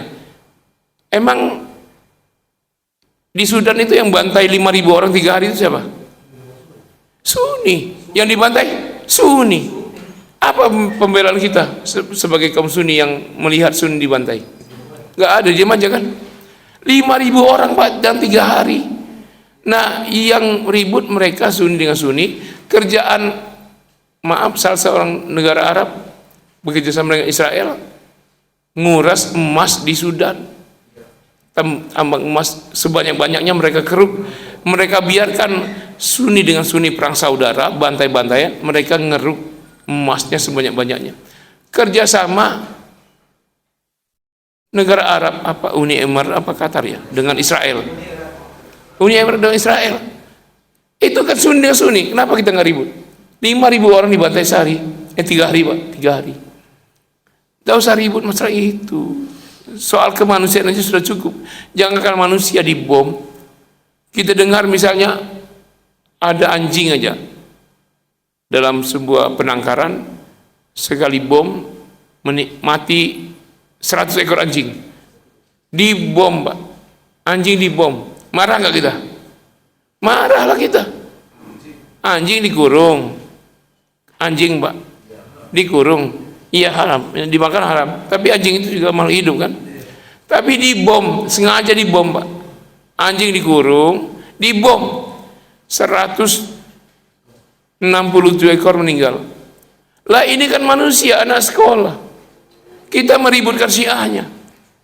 Padahal perkara pertumpahan darah itu 1200 tahun yang lalu. Di mana akal sehat kita? Dan ini selalu dipelihara oleh mereka, oleh musuh Islam, agar kita berpecah terus. Karena mereka tahu kalau kita bersatu, kita tidak akan bisa dikalahkan. Satu negara aja, Iran, bersatu. Nggak bisa mereka kalahkan. Sampai habis amunisinya setengah. Masih berdiri Iran. Iran itu akan mudah dikalahkan oleh, sebut nama negaranya itu. Ya, negara terlaknat itu. Kalau Iran sudah pecah, kalau dia pecah, ada pemimpin mau kudeta, orang Iran sendiri, ribut mereka, mahasiswa demo semua menuntut Khomeini, Mujtaba Khomeini turun. Mereka perang sendiri. Nah, barulah Amerika bisa ngalahin Iran.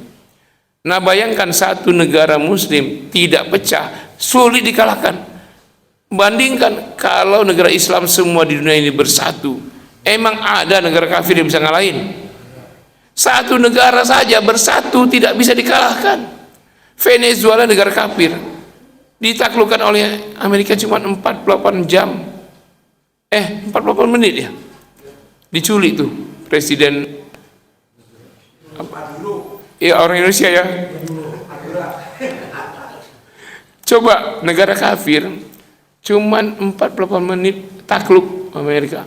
Tapi yang Islam sudah 2 bulan nggak ditaklukkan, nggak bisa takluk. Itu karena bersatu. Tapi kalau dia berpecah nanti, saling sikut mereka, maka dengan mudah ditaklukkan oleh Israel. Tapi emang Iran itu dari ilmu kan dari Iran. Lepas dari perkara itu, tapi yang jelas kalau kita bersatu, orang kafir tidak akan bisa kalahkan kita. Sayangnya kita ada oki, tapi oki itu cuman masalah keagamaan. Coba satuin militernya, ini militer nggak nyatu, tapi keagamaan katanya menyatu, tapi nggak juga nyatu. Coba menetapkan puasa aja ribut terus, menetapkan lebaran Syawal ribut terus, gimana mau menyatukan militer? OIC, Organization Conference Islamic, OIC. Jadi kalau umat Islam dibom, OIC. Jadi sekarang ini yang paling mahal itu ukhuwah Islamiyah. Supaya kita berukhuwah, korban, Pak, korbankan perasaan kita ketika ada perbedaan. Kan kata Allah, fasolli, kamu tingkatkan ibadah kamu, tapi korban. Kamu punya keyakinan setelah sholat baca keras, tahu-tahu imamnya baca pelan, baca masing-masing, ya sudah, yang dikorbankan. Sebaliknya, imamnya baca doa keras, kamu berkeyakinan baca pelan, ya sudah, korbankan perasaan. Itu masalah khilafiyah itu perkara para ulama 1000 tahun yang lalu, imam mazhab 1200 tahun yang lalu, dan mereka sudah kemuka semua dalilnya, udah lengkap. Lebih cerdas mereka, Pak, Imam Syafi'i dengan Imam Hanafi, Imam Maliki, Imam Hambali, sudah keluar semua dalil mereka itu, dan selesai dalil mereka itu.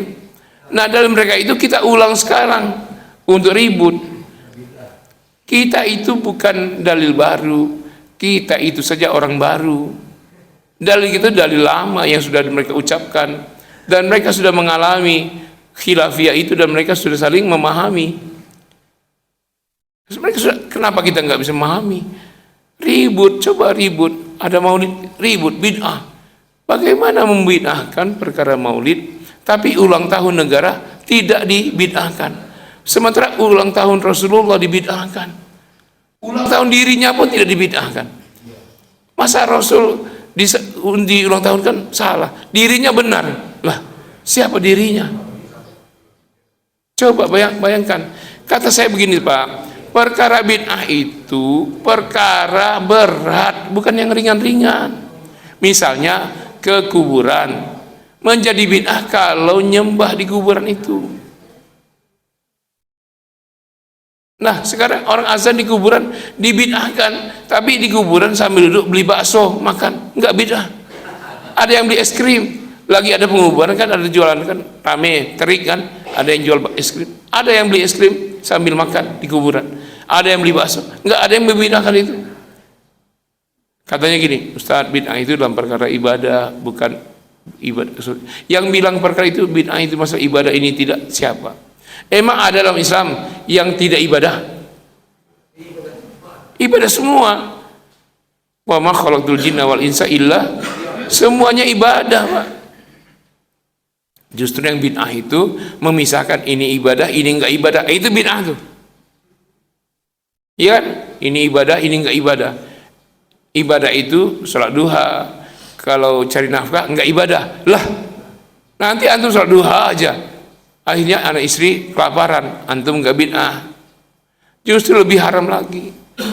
Ya, jangan robah hukum Allah. Kadang-kadang ketaatan sendiri orang itu menjadi pecah dan bahkan bisa bertengkar sampai memutus kesolehan itu karena kesolehan.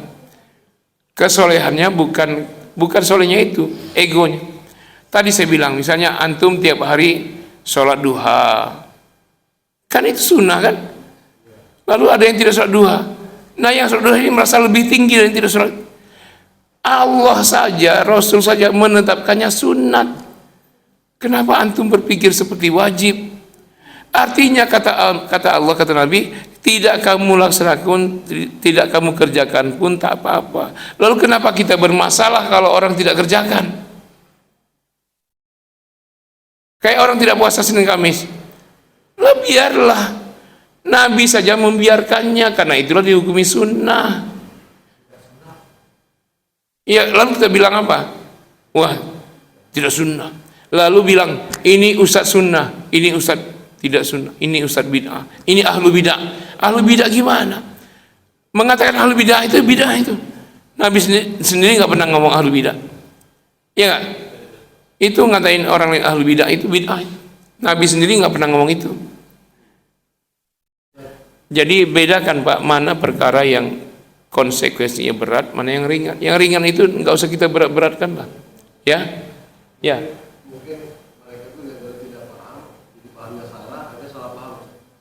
Bukan, Pak. Ada misi di baliknya, yaitu agar umat Islam sedunia pecah terus, biar orang kafir bisa menjajah, biar bisa mengeruk semua kekayaan alam kita. Sementara kita ribut saja masalah kunut, emas kita diambil nggak ada yang ribut, minyak kita dikuras nggak ada yang ribut, tembaga kita, nikel kita, gas kita habis. Lah untuk kita apa? Mencekik rakyat dengan pajak. Nah, itulah kita dibayar oleh mencekik rakyat. Kekayaan kita, emas kita diambil mereka, minyak, nikel, diam saja. Nggak ada itu ustadz yang keras-keras itu bilang minyak kita diambil bid'ah, emas kita diambil bid'ah. Nggak ada yang marah kan? Ridho saja kan? Ridho saja. Bukan nggak tahu, Pak. Ini misi, Pak. Ini misi. Jadi misi agar umat Islam sedunia ini tidak bersatu. Jadi mereka bebas menjajah, bebas mengerukkan alam. Coba yang ngaku Sunni selama ini, bukan saya Syiah, bukan ya, berani meletakkan pangkalan militer di negara mereka, militer kafir. Amerika punya istana militer, markas militer di negaranya, ada di Kuwait, Bahrain, Uni Emirat dari Qatar, ada semua sampai beberapa negara yang ngakunya Sunni. Padahal kata Allah, ya ayyuhalladzina amanu la tattakhidul yahuda wan nasara awliya ba'duhum awliya'u ba'd wa may yatawallahum minkum fa innahu minhum.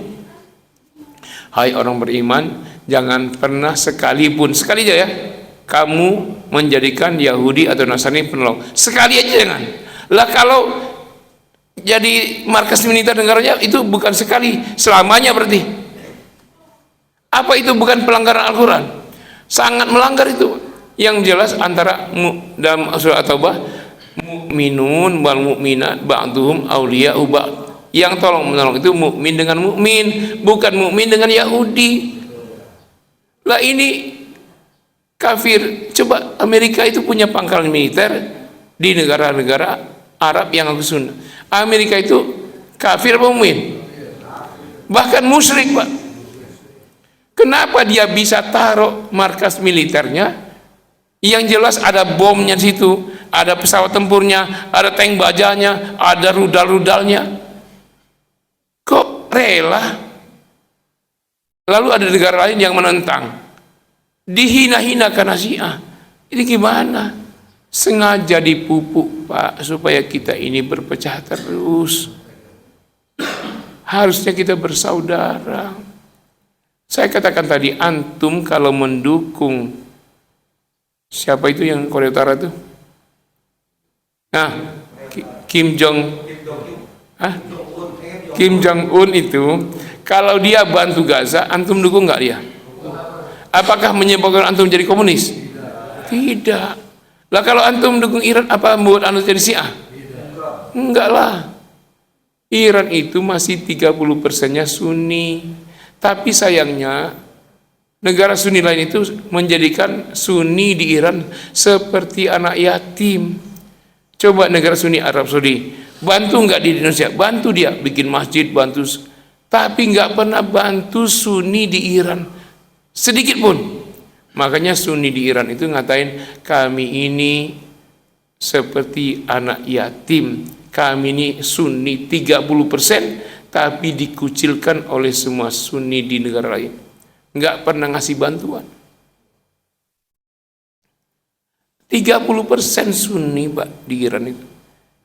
17.000 masjid Sunni dibiarkan bebas, tidak didikte, dibiarkan mengembangkan ajarannya di Iran dari tahun 81. Memang perpindahan kekuasaan 79, memang 80 tertekan, tapi 81 bikin undang-undang, mereka sudah bebas. Sunni itu bebas mengembangkan ajarannya, bebas beribadah, bebas bikin masjid. Tapi sebelumnya memang tertekan. Nah, ketika sebelum tertekan itu memang Irannya dengan Israel Besti memang, tapi setelah itu kan musuhan. Nah, jadi kita harus mengerti sejarah. Jangan sampai nanti ceramahnya bilang di Mekah dibantai jemaah haji oleh Syiah. Bagaimana itu fitnahnya? Harus ada referensi, harus ada saksi dan bukti. Ya, karena kalau kita membangkitkan itu terus, kita saling dendam. Kita bertetangga dengan non-muslim saja, wajib saling menyayangi. Kalau ada makanan hantarkan, ada oleh-oleh kasih. Ya enggak? Nabi kan begitu. Bahkan Nabi hanya untuk ngasih tetangganya Yahudi, beliau potong domba, dimasak oleh Ibunda Aisyah, dibagi pada tetangganya yang non-muslim. Tiap hari, apapun Nabi bagi. Apalagi yang bukan non-muslim. Walaupun Syiah itu katanya, tapi bukan semuanya ya, sebagiannya sesat, sebagiannya tetap Islam. Ada 12 sekte. Yang 2 sekte itu yang masih dekat dengan mazhab Maliki ya. Jadi Imamiyah dan Zaidiyah, Imamiyah yang di Iran, itu cara ibadahnya seperti sama persis kayak mazhab Maliki. Maliki itu Ahlus Sunnah wal Jamaah. Nah, jadi kalaupun beda, mungkin kalaupun sesat, apa membuat kita tidak membela? Kayak kita nih, banyak yang sesat ya. Ada yang misalnya preman lah, preman ya, preman, tapi Sunni, preman. Lalu rumahnya terbakar. Antum bantu madamin apa enggak? Biarinlah preman. Lah enggak Pak, sekalipun preman kalau rumahnya terbakar bantu, bukan bantu bakarin, bantu padamin. Begitu. Islam tuh begitu, jangan preman nih mampus sekalian. Bukan begitu Pak. Dengan cara kita menolong agar rumahnya selamat, padam, cuma terbakar pagarnya saja, itu membuat dia insaf jadi orang taat nanti. Ya enggak? Kalau kita biarin malah dia dongkol dia, masa saya nggak dibantu? Malah dia semakin jadi preman. Begitu cara berpikirnya. Ya, jadi sudah saya setiap kali di mana-mana, pokoknya inti tema saya itu ukhuwah Islam. Bagaimanapun Anda berbeda, itu hal khilafiyah. Tidak ada bid'ah dalam khilafiyah, tidak ada sesat, tidak ada penyimpangan. Kalau cuman khilafiyah, furu'iyah, fiqhiyah, semuanya muslim. Saya tanya sekarang, PKS muslim nggak? Ikhwan muslimin? Sufi? Muslim. Salafi? Muslim. Asy'ari? Muslim. Maturidi? Muslim. NU? Muslim. Muhammadiyah? Jemaat Tabligh? Lah sudah, cukuplah itu menjadi tolak ukur kita untuk bersaudara. Nggak usah ya, coba kita dalam sholat, rukun sholat itu 13, sunnah sholat banyak. Dari sunnah dan rukun sholat banyak samanya apa bedanya? Samanya, takbiratul ihram sama, Fatihah sama, baca ayat sama, rukuk sama, i'tidal sama, sujud sama, tahiyat sama. Bedanya cuman kunut. Lah itu furu'iyah. Ya sudah, furu'iyah kita beramal dengan keyakinan kita. Kalau ada yang berbeda, ya tadi korban Pak, korbankan perasaan kita. Wanhar, dan berkurbanlah. Ya. Nah, jadi itu supaya kita tidak berpecah lagi, dan umat Islam kalau bersatu kan enak. Itu saya nggak tahu lah, mungkin ada yang pelihara itu ya, kita pecah terus tuh. Tadi kadang-kadang kesolehan kita tadi membuat kita pecah.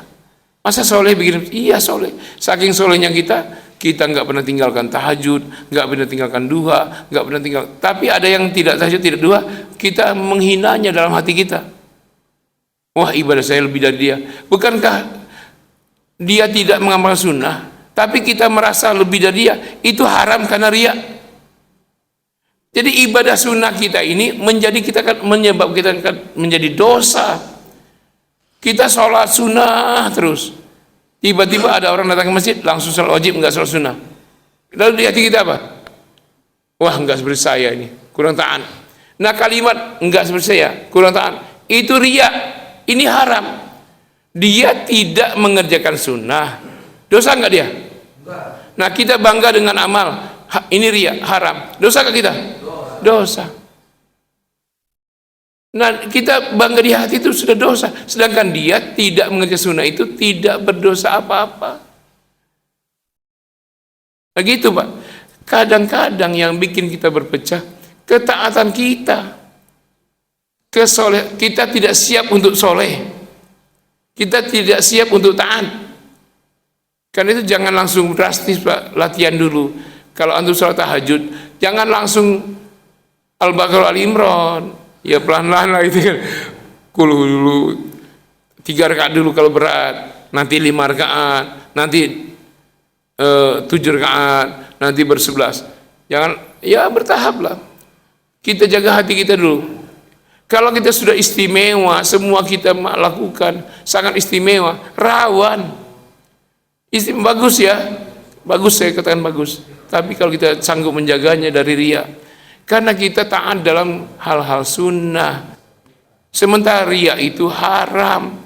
Ada haram dengan sunnah. Mana yang kita ambil? Tinggalkan haram, bukan ambil sunnah. Iya kan? Tinggalkan haram. Tapi kalau antara wajib dengan haram, ya kita ambil wajib. Ya kan? Nah, jadi kita tinggalkan haram. Kalau bisa memang kita ambil sunat, tapi kalau itu membuat kita dosa dengan haram, yaitu riya, tinggalkan haram. Walaupun cuma di hati kita. Nanti begini kita di hati lagi sholat. Ada yang begini aja. Di hati kita apa? Salah dia itu. Masa enggak goyang-goyang? Nah kita riak dosa di hati kita. Padahal kita ngerjain sunnah. Tapi kita dosa. Dia tidak ngerjain sunnah. Enggak dosa dia. Masa begini-begini aja kita ribut? Hah? Wah masa? Nah yang begitu sunnah. Perkara bismillah keras atau pelan, itu perkara khilafiyah kan. Nah kita menilai dia itu, lalu kita bangga dengan kita yang lebih betul, itu sudah riya dan itu dosa. Sementara tadi kita masalah perkara yang belum tentu sunnah. Mendingan antum bubarin dangdutan daripada antum bubarin maulidan. Lah dia memuji Rasul berselawat. Kalau dia ada hal-hal haram, itu yang kita ingatkan, bukan maulidnya. Misalnya diisi dengan dalam rangka maulid Nabi, kita undang artis dangdut. Nah itu artis dangdut itu yang kita, itu yang haram itu, ya. Dalam rangka ini kita pesta, ada minum kerasnya yang kita, atau percampuran laki perempuan di tempat itu yang kita bahas. Ikhtilat laki perempuannya itu yang jelas haramnya. Ini kadang-kadang ada ustaz dari Arab, hal seperti itu dia haramkan. Tapi di Arab sekarang Pak, sudah pesta-pesta Pak, bahkan minuman keras ikut dalam pesta. Enggak ada mereka yang keras. Mendingan mereka kritik itu dulu, yang jelas-jelas ngundang Pitbull, ngundang artis Korea. Pitbull yang kalau nyanyi latarnya itu perempuan yang miskin-miskin karena tidak mampu beli pakaian. Itu penari-penarinya. Diundang tuh. Bahkan di Al-Ula, bagian dari Madinah, di mana Nabi pun tidak lewat di situ. Mereka adakan pesta di situ. Dan ustadznya di Indonesia diam saja. Mereka sibuk saja membuat perpecahan. Nah sekarang sadarilah, coba dengan hati nurani yang bersih. Kadang merasa benar itulah dosa riya, merasa yang lain salah. Jadi ingat saja begini, kalau ini masalah khilafiyah sudah selesai 1200 tahun lalu di zaman Imam Syafi'i. Dan semua yang khilafiyah itu masing-masing pihak ada dalil yang sahih. Sudah nggak usah ribut. Dan yang bilang bid'ah itu malah dia bikin bid'ah. Ustaz sunnah, emang ada di hadis Nabi? Itu bid'ah tuh. Ini ustaz sunnah, ini ustaz tidak sunnah. Cirinya apa? Jenggotnya tebal. Kalau nggak berjenggot, bid'ah. Gimana? Allah takdirkan orang itu ada yang bisa tumbuh jenggot, ada yang nggak bisa tumbuh jenggot kan? Allah yang beri takdir. Ada yang berjenggot, ada yang enggak. Jangan jadi ribut ini masalah bulu. Padahal itu 5 masalah bulu ya. Bulu ketek aja nggak pernah dibahas. Itu masalah penting juga. Kalau bicara tentang jenggot, itu kaitannya Pak dengan ketek, potong kuku, mamap, dengan bulu di sekitar pistol itu ya. Nah, itu sunnah itu 5 Pak, bukan hanya masalah jenggot. 5, tapi yang diributkan jenggot aja. Terus masalah orang pakai celana nutupin mata kaki, neraka. Gimana? Nabi bilang aurat itu pusat sampai lutut, surah baina surah ila rukbah. Iya kan? Artinya yang setelahnya mau ditutup atau mau dibuka enggak jadi masalah. Nanti orang pakai celana nutupin mata kaki, wah neraka isbal. Lalu kita bilang Abu Bakar nutup mata kaki, wah Abu Bakar dapat pengecualian. Emang ada manusia yang dapat pengecualian dalam menjalankan syariat? Yang mengatakan ada manusia yang dapat keistimewaan itu bid'ah itu. Ribut. Nah sekarang saya tanya, antum kalau lihat raja-raja Arab tuh, Pangeran Salman, pakai bajunya itu nutupin mata kaki apa? Nutupin semua Pak. Menteri-menterinya, Imam Sudes pun nutup. Enggak ada yang bilang bid'ah. Ya. Jadi sudahlah, itu perkara selesai. Kalau sudah selesai, kita jangan terus di kubangan itu. Move on lah, move on. Bersatulah kita, kuat kita. Tapi kalau itu berpecah, itu tadi kita sibuk berpecah, emas kita dikeruk orang, minyak kita habis, nikel, gas, ibu-ibu susah dapat gas. Padahal satu blok saja, satu blok Indonesia, blok Natuna, itu gas terkaya di Asia. Tapi kenapa susah dapat gas? Diselundupkan terus. Kita nggak ribut tuh. Nah itulah yang diingin orang kafir. Kita ribut masalah pakaian. Sementara itu tadi kain kita habis. Kita hidup dengan hasil pajak dan ngutang. Nah kita ngutang itu apa nggak ribut tuh? Ngutang Bank Dunia riba kan? Kok ridho? Padahal kan katanya anti riba. Tapi rela negara ini bisa riba. Coba kalau kain alam kita ambil, nggak ada kita ngutang-ngutang. Nah jadi saudara, ya sedunia ini umat Islam mesti berlapang dada sama Muslim. Apapun ormasnya, apapun alirannya, apapun pergerakannya, itu hanya alat. Yang diperjuangkan itu Islamnya. Itu yang tidak boleh diganggu. Tapi kalau alat boleh, mau lewat pakai mobil, mau ke sana lewat kereta, mau ke sana naik pesawat, mau ke sana naik kapal, terserah. Yang penting tujuannya sama. Ya kan? Nah, dengan cara itu kita akan menjaga marwah Islam dan umat Islam. Ya. Barangkali ini saya sampaikan, mohon maaf atas kekurangannya. Terima kasih. Ya, mohon doa supaya lebih fit lagi ini. Alhamdulillah sekarang pergerakannya lebih cepat ya ke arah sehat. Tapi mohon maaf, tahun berlalu memang saya lagi patuh dengan dokter Pak. Jadi dokter itu nyarankan saya kalau ceramah sehari satu saja, jangan 2, jangan 3. Ini itu maksudnya. Ya saya dengan dokter patuh Pak, makanan patuh juga. Walaupun saya tanya hadisnya nggak tahu dia. Saya nggak boleh makan 3G kata dokter, gula, garam, gorengan. Saya tanya hadisnya nggak ada itu. Tapi saya patuh Pak, patuh saya. Nggak boleh, nggak ada ayatnya itu. Saya patuh. Apa kata dokter? Saya patuh. Tidak boleh 3G, gula, garam, gorengan. Patuh. Nggak ada ayatnya Pak, nggak ada hadisnya. Saya patuh. Sami'na wa ata'na. Mohon maaf, semoga Allah memberi antum rezeki yang berlimpah barokah, biar antum bisa beramal soleh lebih luas. Semoga anak-anaknya soleh dan soleha. Moga-moga ada yang menjadi hafiz Quran dan menjadi ulama, dan semoga kita semua berkumpul di surga bersama Rasul. Kita akhiri dengan istighfar. Astagfirullahaladzim. Surah Al-Asr. A'udzubillahi minasyaitonir rajim. Bismillah. Wal 'asr.